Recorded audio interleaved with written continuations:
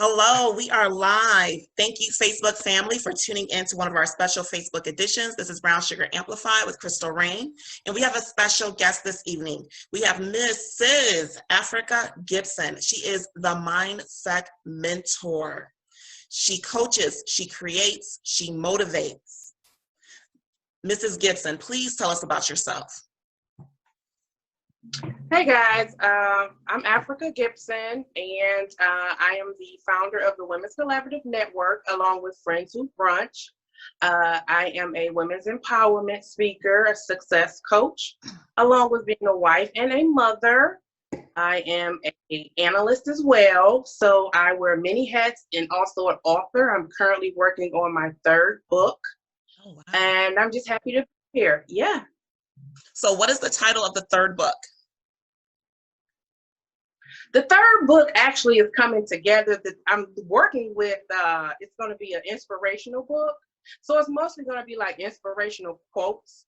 So earlier today, I was going over like, okay, so what are we going to call it? What are we going to name it? And it was more like 100 quotes for our queens, inspiring our minds. So I'm kind of playing with titles right now, but I have all the material already completed. I just like to kind of work the title out until it's perfected. Awesome. That's perfect, because once the project is complete and comes together, that's really going to be the title. See, me, I'm a little different. I have the title for my poetry series, and the poetry is coming with that title. It kind of goes with this theme. You know, Brown Sugar Amplified, I thought about you for this topic. So our topic tonight is COVID-19, but COVID-19 regarding relationships. So I talked about the single aspect of it yesterday. And so now you know why I chose Afrika.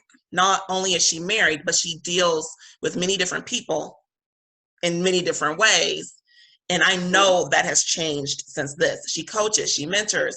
Some people like live coaching. You know, they're not good with video interactions and certain things. And then also, both hubby and wife at home. You know, we have a lot of things in the news right now. Or not really in the news. COVID-19 is in the news, but we hear about these other aspects of it. And so that's why I had her on, because of what she does and because she talks to a lot of women. She's going to have a little bit more insight for us. We see a lot of advice articles. We see a lot of things telling us what to do, except for the what it is. So you are married. Correct. And I just want to know, you know, we have COVID-19 being, you know, everyone's locked down. And either it's going to bring you closer together, or y'all might find yourself sitting on this side of the couch or on this side of a couch. So how has that impacted for you and some of your friends or people, you know, just in general?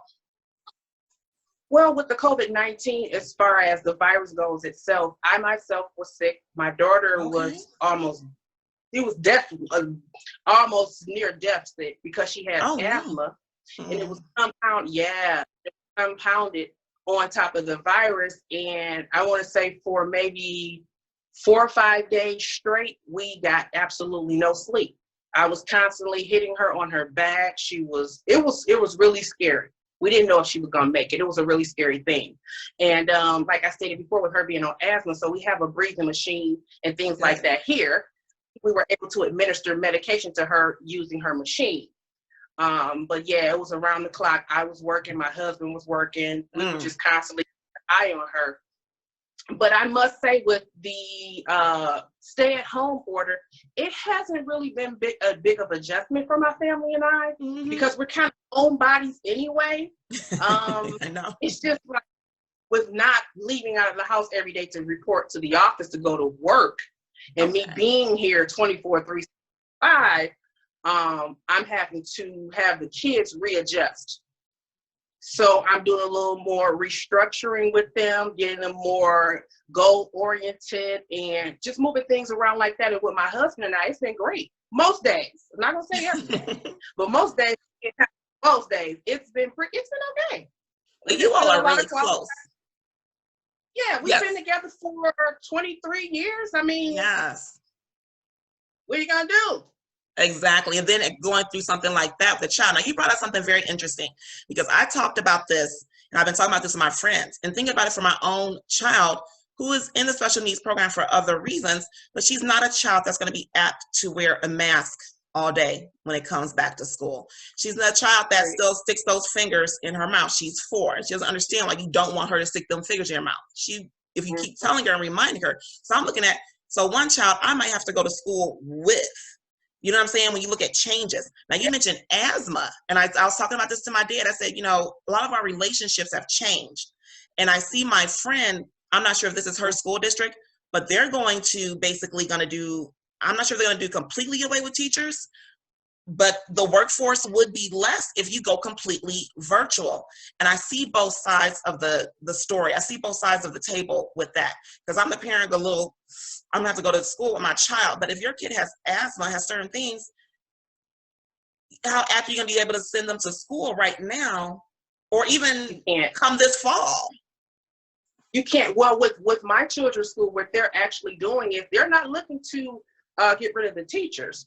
Each teacher has a Zoom meeting specific for their course that they teach, and they are allowing the kids to get on at will. So for the most part, my son doesn't need to get on because his GPA was already high. And for my understanding is, if you had a GPA, your grade can't decrease; it can only increase. So they're more so targeting kids who had a lower GPA and encouraging them more to get. But for the sake of structure and discipline, I'm making them get on just because. That keeps them learning. Has them something to do. Socialization. Yeah, you have to do something. And everyone else in the household working, doing everything. He like, nah, my GPA good. I'm chilling. It's time for a summer vacation. And I'm like, no, son, it's time to wake up, log in, get some work done. Sure. So I'm really just restructuring being at home. Dad had let them get a little lackadaisical. Okay. A little late. Now, what do you think about that? Like, if schools do just keep it, I know probably for you, that'll be like an easier thing. You like the kids will be at home, but you know, what if schools do just go completely virtual for, like, let's say the next year at least? Well, if they did go completely virtual, like earlier today, the teacher rode by and did a parade for the students to come out. Well, not necessarily come and speak, but to, come out on the porch and wave at them. If they did go completely virtual, I would be cool with that. Because when I leave and go back to work, that means the kids will still be here and I don't have to worry about a commute or anything like that. So it works for me. I was thinking the same thing. I said, for some parents, depending on your child's situation and depending on your child's health, if they're a child with a weakened immune system, if they're a child with asthma, there's going to have to be some type of virtual platform, and it's not going to be like, well, we can't have them homeschool. So I know a lot of school districts try to like cut homeschooling out completely. But that's going to have to be something, to consider. So I also want to talk about this, because I know the type of people you sometimes mentor and some type, that come to you. So domestic violence has spiked. Now, it seems like it spiked maybe among people who probably didn't even have domestic violence in their home initially. And it could be several stressors that they're talking about. And I was looking at some of the advice and different things, and I'm just looking like, okay, but the one thing they didn't touch is, especially for the ones who were already in a domestic violence situation, you forget there's a time period during the day that person wasn't there. So has it really spiked?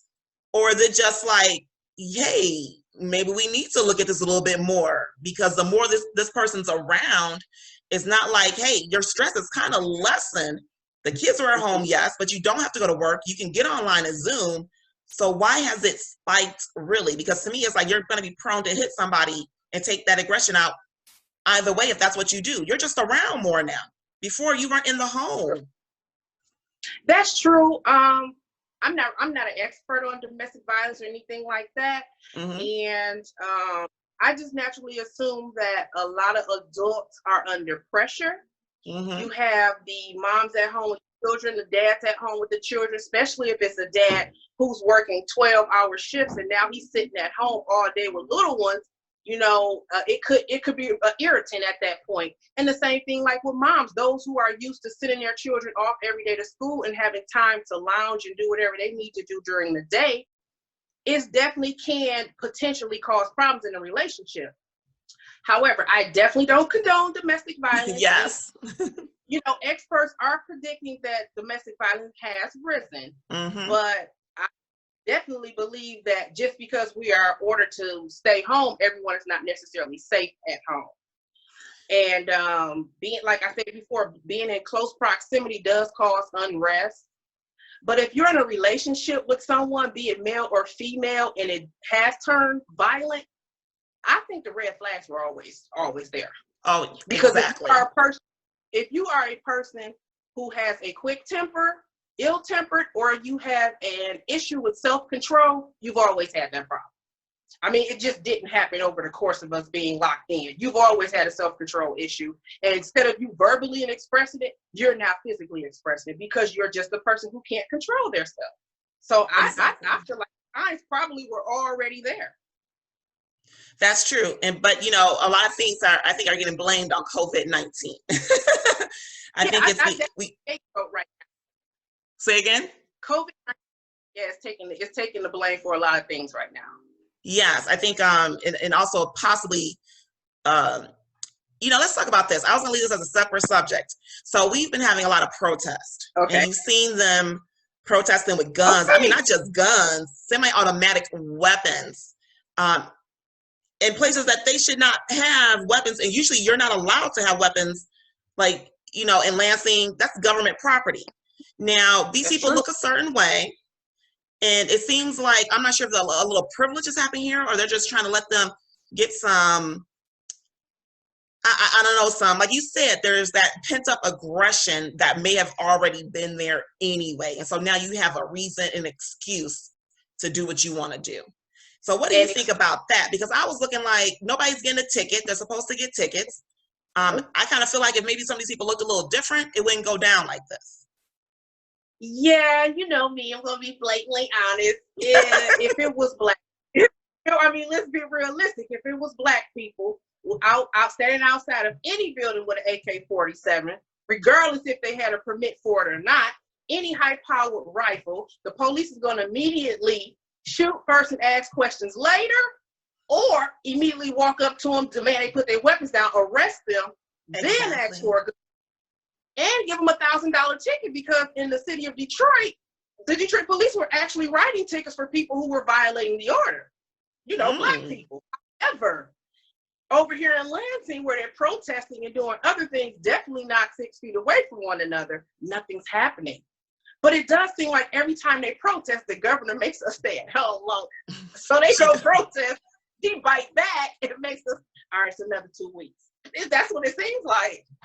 Well, you know why? Because they're now exposing. And if I was any of those officers that, you know, were getting yelled at in the face, I mean, they were in their faces this close, and they have a non-medical grade mask, and they had to stand there and just take it and not put their hands on them because whatever orders they had. And I'm thinking, if I become sick because of 2 weeks after this, I'm using whatever pictures I can. I'm going to have you all identified, and I'm suing you because you are in violation. Yeah, now it's definitely a privileged situation. I mean, let's be realistic. It's a privileged situation, and they pretty much are scheduling times across the United States to protest. So it's not just happening here in Michigan. They have a whole thing going. When they do it here in Michigan, they did it in Las Vegas, they did it in Florida. So it's simultaneous. So basically, it is. It's simultaneous. And they feel like they need to have whatever type of activity they want to do, be it a work, a golf course. They feel like they have a privilege, and it needs to be open when it's time. It's boating season, we need the water back open. It's golf season, we need the courses back open. It's privilege, for sure. That pretty much is. Yeah. Yes. I'll look at that, because you don't see, I mean, when you look at all the things that aren't essential, like you don't need to golf. You don't need to, you know, have your boat out. Those are all wants. Those are, I want to. Not kind of like I need to, like I need to go to the hospital. I see that. I see that point of view. So that does make it a little bit more of a privilege thing. So I'm thinking like, well, is it privilege, or are these people really trying to exercise some rights? Now, my issue is this. How I feel about it. There's, you know, usually there's a movement that tries to attach themselves to some other people's movement. And I usually feel a certain ways about it, and I don't keep my voice quiet. Now, this little movement, because it seems like they are trying to create a movement, so I don't know how I feel about that, around, like you say, just to be able to go to I don't know, like you can leave your house still pretty much whenever you want. You just can't do certain things to keep True. everybody's risk down. So it's not like you're being, held hostage. But I have a problem with this when they try to say this is like civil rights movements. Yep. Yep. I don't think so. You can't equate the two. It's impossible. You can't. Just tell the truth. You want to go golfing and you want to go boating and you want to do the things that you're normally used to doing, and you don't want anyone to stop you from doing what you want to do. It's my privilege. It's my right, and I'm doing it. Yes, privilege. Yes, but they took the basketball rims down. Right. Yeah. So that's a touchy situation right there. I didn't know that. Say that again, Afrika. I didn't hear you. I said it's a very touchy situation, so I'm definitely going to let the politicians handle that. And as much as they protest, she's just going to hit us with another 2 weeks. Pretty much. That's what it was. Every time they do that, they put us at risk, and then she needs to see, okay, how many more cases are we going to have now? So every time they go out and do that, she's doing the right thing. We need another 2 weeks. And sure enough, after they protest, the numbers go up. Some of them get sick too, because they all, like you said, in close proximity. But my thing is this, I did not know they took the basketball rims down. So with that, following that, because people were upset that people were, out there on the courts and things, which I didn't mind. I just wanted them to be safe about it. I don't want them to take down the basketball rims. But to me, if they're going to take down the basketball rims. Say that again? Yeah, broke tickets at Rouge Park for broke tickets over at Rouge Park. Yeah. But not at the Lansing. I want to go outside. Yeah, I'm not interested in going outside and interacting with people, especially with the experience I had with my daughter. I take this virus very seriously. However, if one do it, the other should be able to do it as well. That's true. So if you have people out there protesting, I think it's time to start giving these people some tickets, because every time they do protest, every time they go out, they're the only ones really grouping themselves together in mass numbers like this. The numbers go up, and then whatever county they go back to, all of a sudden they're seeing more and more cases. So no, that's not good. Now, I would like to ask you this, because I talked yesterday about single life and COVID-19, and it's kind of like, it's kind of changed from us, Afrika. It's like if you were married before and things are good, going great, you had a situation that brought you closer together, and now I'm like, how am I supposed to date? I said, I'm sorry, all relationships that you had, business-wise, professionally, dating, school-wise, to me is a forever change. Because I was really looking forward to the summer. I'm like, okay, I'm ready. I've opened myself up to dating. I'm ready to go. And now COVID-19's happening. And I'm like, we have a whole set of new questions. So what advice would you give single people? Because to me, it's like, you need to be looking for somebody like you sure about. Well, as far as doing a stay-at-home order right now for singles, I would just recommend, outside of the dating aspect, I would just recommend doing something to keep yourself busy so loneliness won't set in, especially if you're single with no children. Because if you had benefit of children, you have at least someone there to keep you company and talk to. But if you're single and it's just you need to find something to occupy your time, to keep you busy. So again, like I stated, so loneliness won't set in, because I'm definitely sure that can happen. And I personally feel like maybe single outside of relationships, maybe like reading books, get a closer relationship with God, pamper yourself, change your hairstyle, but find something, even if it's a family group text. Or a video chat where you're video chatting with people, more interaction on social media, posting more, just to get some type of interaction from another human, regardless if it's virtual or not. Do like you and I are doing to maintain our professional and personal relationship. We're Zooming. So you can do, but on a dating aspect I got to keep it PG-13, because coming out of COVID, we don't know how these people are they gonna be like wild teenage? We don't know what. I hope not, because that's gonna be a whole nother spike, Afrika. They're gonna see a whole nother spike in some other numbers if that's the case. We don't know what the dynamic will be coming out. We don't. No, there's gonna have to be. I kind of compared it, Afrika, to you remember the movie Booty Call, right? Yeah, of course. You remember that movie? Yeah. So there was that one scene where he put the whole latex suit on. because it was really, what it was really about was about being safe with your partner. You know, that movie had its things, and a lot of people thought what it was about, but it was also about being safe with your partner mainly. And that's all I kept visioning. I'm like, man, people are going to need a full suit on, oxygen mask, because, and then besides the questions of, hey, have you had this done? Have you had this? It's like, hey, have you been tested for COVID-19? And it's like, and if they say no, is that like a no-go? Or, hey, that's a requirement now before going further? That's a toughie, because I wouldn't necessarily say it was a requirement, because if they're, that's a tough one, because if they're not necessarily displaying the signs of COVID, not saying they can't be a carrier, because they could definitely be a carrier, and you can become sick. And we do know that African Americans are being affected and are ultimately dying at a higher rate than other races. So that's definitely a question that some singles may have to pose. Have you been tested? Are you under quarantine? You know, you need to just find out the parameters around that. But it's another risk that single people actually have to take, unfortunately. Unfortunately, because, I mean, I've been single before, but when you're single, you're already putting yourself at risk for STDs and other things like that when you're dating. Now there's another layer on top of it that's affecting you in a totally different way. So that's a big deal right there. So we're just gonna basically have to wait and see how it plays out when we actually can reconvene and socialize with one another, for those that are single. Now, I know you mentioned doing Zooms and things like this, and I was one of those people that I was like, when this happened, I was like, okay, it's time to further the business. So there was something I was actually planning, because me and Africa have been trying to plan an event together for quite some time. Yeah. So everything was pretty much coming together. And then the pandemic happened. I got the event, I said, because I said, we just have to do this in a different way. Getting my certifications, I still have some more certifications to go. And it was going to be really like a holistic healing mentor, anyway, that type of event. I don't want to put the whole thing out there.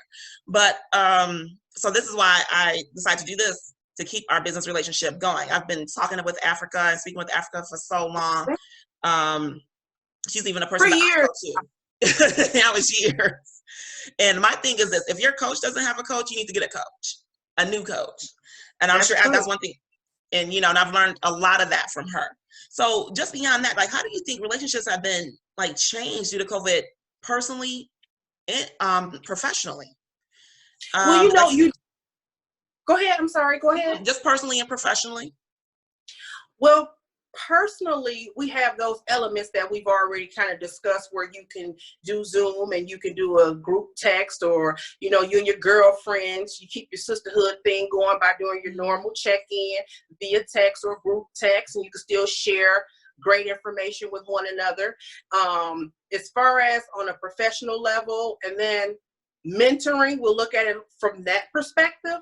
My mentor and I always converse over the phone mostly. We only met face-to-face once a week. Or if I was planning an event, we would sit down, we would brainstorm, and we would strategically move forward when planning an event. So other than that, our interaction has always been over the phone. And it's very important to keep in contact with those who encourage you, motivate you, and lift you up. Because during this time of isolation, you definitely need that. You need a voice of wisdom and understanding, because we all have experienced different emotions by being in the house, whether you're single or married, because it's monotonous.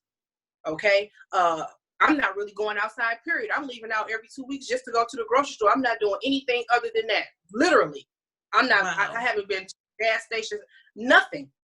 So other than replenishing my refrigerator for the children and myself and hubby, I essentially picked up the quarantine 15. I mean, let's be realistic. Not the 15, but the quarantine 15. Because I'm not doing anything but leaving every 2 weeks to go to the grocery store. But I'm maintaining my relationship with my mentor. And those that are under me, my mentees, I'm maintaining relationships with them. I'm still helping them build websites. I'm still giving them advice on structuring their business. So it's still working. Nothing has essentially stopped, because the phone was always our immediate contact with one another. And if they need help, they email me or they call me or send me a text message, and I walk them through the process. So it's still working. Wow. See, that's what I see. Most people who are already virtual, Like for them, this is kind of like, Mm-hmm. I was already virtual and doing this from home anyway. And for those who had to go virtual, it's like I had to get my mind back after a few weeks because they were going batty because they were so used to leaving the house and doing these things away and not having the kids around all the time, not having their spouse around all the time. And it became like too much. And they had to get used to that. Yeah. For some people I have spoken with, it is a challenge for some people who have not necessarily worked on the virtual spectrum. But those of us who are constantly on social media, on our telephones, texting, and doing other things, it's not a big transition. Other than the fact, only thing different for me is I'm not leaving the house and I'm not at work 9 hours. But when I get home from work, I'm still essentially sitting in the house. So it's just that 9 hours of the day that I'm locked in, pretty much. But I'm still goal building. I'm still doing looking forward to my profession, my passion. I'm still doing all of those things. Nothing has slowed down, really. Nothing has changed. And now I'm trying to look at how. Go ahead, Afrika. No, go ahead. No. What were you saying? You said accept? Just going to work. That's it. Okay.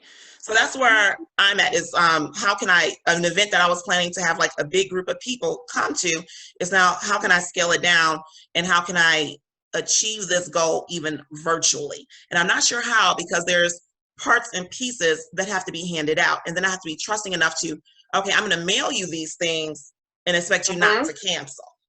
So, or if it's going to be you attend the event first and then I send you those things. Or is it going to be a small classroom setting if we can at least have 10 people and do multiple sessions? But then that's also another trying thing. You're looking at getting enough people, smaller group, like 10 plus, or let's say 10 to 20. Let's say we can eventually get 20 people in a room at the same time with masks on. And 20 this week, 20 another week, and 20 another week. And is that feasible? To me, the most feasible thing is a webinar, like you said. Yep. And just changing the format. It's a little difficult. It's a little draining. But I said, I'm going to get it down to where this can actually be done. So last thing I want you to talk about, because I keep also hearing about this, returning to normalcy. What does that mean? And what does the new normal look like for you? Returning to normalcy, what does that mean? And what is the new normal? What's normal, period? I feel like returning to a sense of normalcy would simply just mean being able to go outside, but from a world perspective, the way that we're going to now move around as individuals with a heightened level of awareness, it's not going to be the same. Okay. It's definitely going to be a new because like we talked about in the beginning, our children may not be able to go back to school until September or until next year. We're unsure about that. So that normal for them may not happen for a while. And it will be homeschooling, virtual schooling, and things like that. And as far as it's just not a reality to return to the way that things were previously. It's just not going to happen because a lot of businesses that you and I love and others may love, they may not return. They may not come back from this. So the sense of normalcy that we once walked in, it's not going to happen. I just don't think that there's been too many deaths. It's just too much. Too much stress, too much emotional drain. I feel like everybody who has undergone a lot of emotional things during this time, death and other things of that nature, they really may need to seek professional help after this just to release. You can't even mourn properly right now. Ooh. So it's not going to return, but I definitely must say going forward, we're definitely going to be more attentive to our surroundings at all times because from the prediction of what the doctors were saying is that we may get another wave before summer hits or after summer, and then we definitely may get another wave during flu season in the winter. So we're unsure right now how we're going to move around. So the best thing that you could do during this time and to maintain, if you want to say a sense of normalcy or a new normal, is to be a lot more kinder, a lot more friendlier, and a lot more understanding because everybody is going through something. So the new normal is compassion. That's the new normal. Be a little bit more empathetic and a little bit more compassionate towards people. Now that's is awesome. Yes, that is awesome. Now that is something to actually live by. I keep hearing when we get back to normal, when we get back to this, and I keep going, I'm scratching my head going, I don't know what y'all are talking about. Because from, again, my perspective is one of my kids, I don't know if I want to send the other one either back to school come fall. To me, it's not long enough. I need the numbers to start coming way, you need to be way low. That is true. Yeah. And a lot of people don't even have jobs to return to. So this may be a new normal for some people. They may have to start businesses. They may have to use and operate their gifts and talents that they were given. They may have to actually do something totally outside of the normal that they're used to. They may have to take a few virtual college courses or certificate courses. You may have to find a whole new way of life after this because your whole company plummeted. That is or true. Your job. Oh, go ahead. That is true, because I'm looking at this like I'm not about to risk my life for some things if the proper things aren't in place, and I'm going, okay, we need to move a little bit faster. I can do something completely different. I don't have to return to that job. And I know a lot of industries are about to be affected right now and have to do a massive hiring, because a lot of people are going to be like, I'm not willing to put my life on the line for this. This is my, thank you. This is my, what do they call it? Like the non-negotiable. This is my non-negotiable. Exactly. That's it right there. It's a non-negotiable. You can't force me to show up at work in an environment that's not fully clean. Not safe. They're not adherent to OSHA. I mean, it's just so many different things that you have to take a look at. Because when I essentially got sick, I got sick at work. Oh, wow. Sitting at my desk. It wasn't like I was out in the world moving. It was at my desk at work. Someone at my job had, I guess, an upper respiratory infection is what they were originally calling it before they considered it coronavirus. Wow. Every time somebody went to the hospital, oh, you have an upper respiratory infection, you'll be just fine. But if you weren't fine, my daughter actually stayed sick for the full 2 weeks. The 14 days did not let her. For me, it kind of subsided after a little bit of time because my body is a little more healthier due to me not having any pre-existing conditions. But I mean, so if I return to the office that I left, who's to say somebody won't get you sick? Because they don't mind you coming to work sick. And I be screaming over the office, telling them, listen, I'm speaking to the atmosphere. If you're sick, stay home. Just like they tell you in school, if you're sick, stay at home. Exactly. They did not listen, and I got very sick and brought it home to my family. So the new normal, being more attentive, paying attention to those around. Yeah. And one of my normal things is I'm not gonna, this is my heart. I won't be able to see it in the theaters most likely because it was supposed to come out, which is the new Black Panther movie. Action movies are my thing, and I like to go to the movie. And my daughters even watched, they didn't mind. We watched Trolls Worldwide tour at home, but there's a lot of kids who didn't watch it because I was asking some kids online, and they were just like, no, we haven't seen it yet, and stuff like that. So I'm like, okay, there's some people's parents that was like $20, 2-day rental. That's a no-go. So they may or may not see it until it comes out on video. Because look, that video you can play whenever you want. Or excuse me, since I'm from the 80s, baby. I just aged myself. Right. The little disc, the DVD, y'all. That's right. I can burn it if I do. Right. Yeah. I understand what you're saying. But again, that is the new normal. When Warner Brothers and all the other bigger movie outlets are sending their movies straight to on demand. Yeah. So they're totally missing out on office money and going straight to on demand. That's the world premiere right there on demand. Well, that was nice of them to do a give. That's like, look, we got this one movie. We're going to do a give on demand. And the rest of them $20. 2-day rental. I was like, ooh. But that's good. So your last words. Well, I have to ask you this because everyone is crazy about the Tiger King. So I got to get my Tiger King in. Have you seen the Tiger King? You haven't watched it? Okay. I can get, okay. So I was going to ask you, what was your favorite moment? What you think? Well, I didn't watch it, but my husband kept talking about, I guess, the lady walking around with, what did he say this lady had on? He said she had on tiger pajamas or animal print pajamas, and I had no idea. I never looked.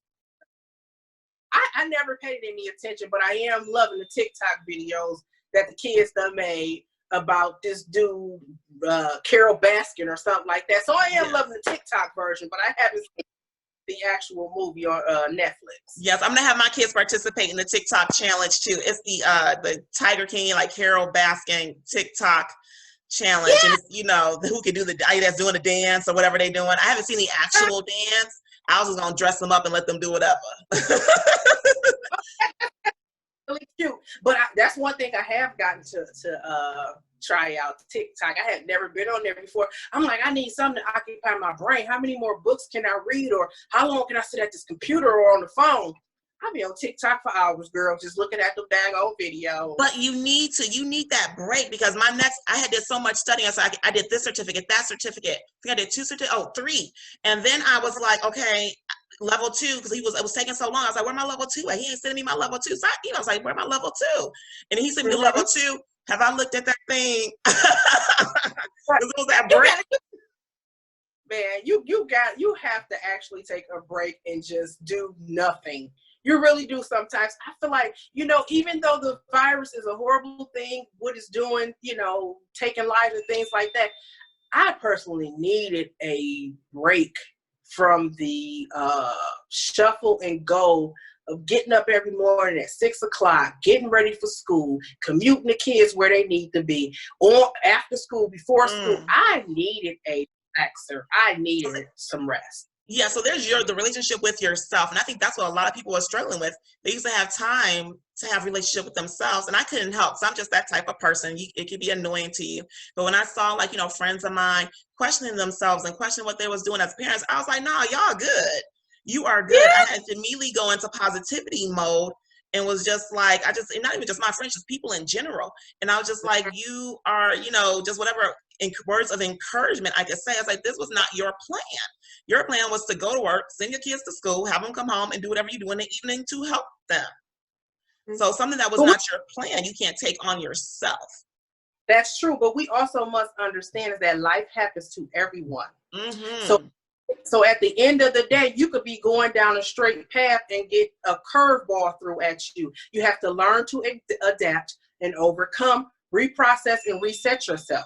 And rest. You have to rest and reset yourself and move forward with the new normal. And during this process, I've written a life goals journal for people to download. Oh, yes, I saw that.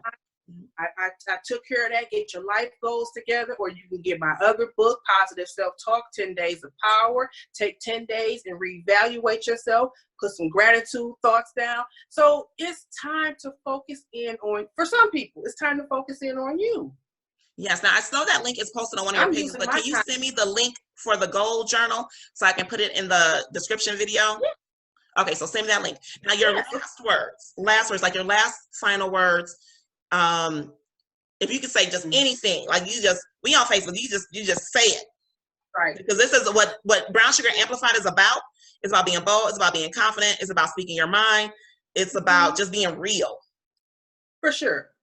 I would definitely tell people during this pandemic to love yourself, love God, and be kind to people. This is a time for everyone, I do believe, to draw a closer relationship with Christ. You need that.